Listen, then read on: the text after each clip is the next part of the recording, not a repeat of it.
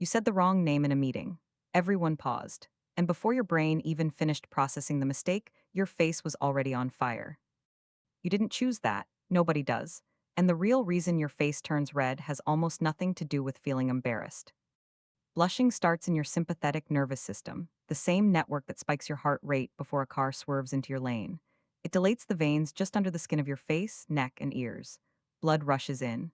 The skin there is thinner than almost anywhere else on your body, so the color shows through almost instantly.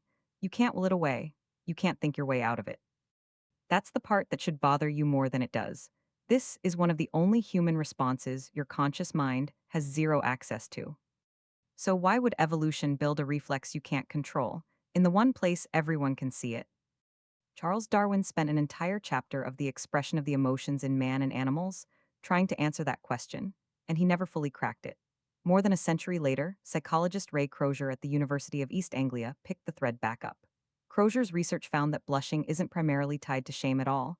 It shows up most reliably in situations involving unwanted social attention, even positive attention, like being publicly praised in front of a group.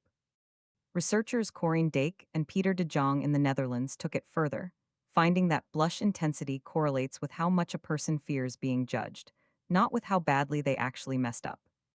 Here's where it gets stranger. Trace it back far enough and blushing looks less like a malfunction and more like a message. Among primates, submission usually gets signaled through the body, lowered posture, averted eyes, a smaller physical presence. Humans lost most of that fur, and somewhere in the process, the face itself took over the job. A blush is involuntary. It can't be faked, and everyone around you knows it can't be faked. That's exactly what made it useful. In a small ancestral group where trust decided whether you got fed or exiled, an honest, unfakeable signal that said, "I know I overstepped," was worth more than any apology you could speak out loud. Your face became a polygraph wired straight into your social nervous system, broadcasting a confession you never agreed to make. No other primate blushes visibly through fur, which means humans may be the only species that evolved a body-wide honesty display it never agreed to install. And it gets worse before it gets better. Try to stop a blush and you make it worse. The moment you notice your own face heating up, your attention turns inward, and that self-focus itself triggers more sympathetic arousal, more blood, more heat, more color. It's a feedback loop with no manual override, which is exactly why telling someone to just relax during a blush has never once worked in the history of human communication. There's also a detail almost nobody knows. You consistently underestimate your own blush. Studies measuring actual skin temperature against self-reported embarrassment found that observers rate a person's blush as far more visible than the person having it believes. You feel like a stoplight. To everyone else, you're barely pink. Now put yourself back in your actual week. A video call where your camera catches your own face in the corner of the screen, live, so you watch yourself blush in real time while trying to answer a question you don't fully know. A group chat where someone screenshots something you said and tags you in it.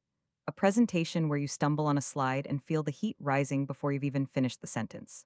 None of that is new. It's the same ancestral circuit, wired for a campfire of 20 people, now firing in a Zoom grid of 40 faces at once, or a group chat that never sleeps and never lets the moment pass. You said the wrong name in a meeting. Everyone paused, and your face lit up before you'd even decided how you felt about it, because it was never really asking your permission in the first place.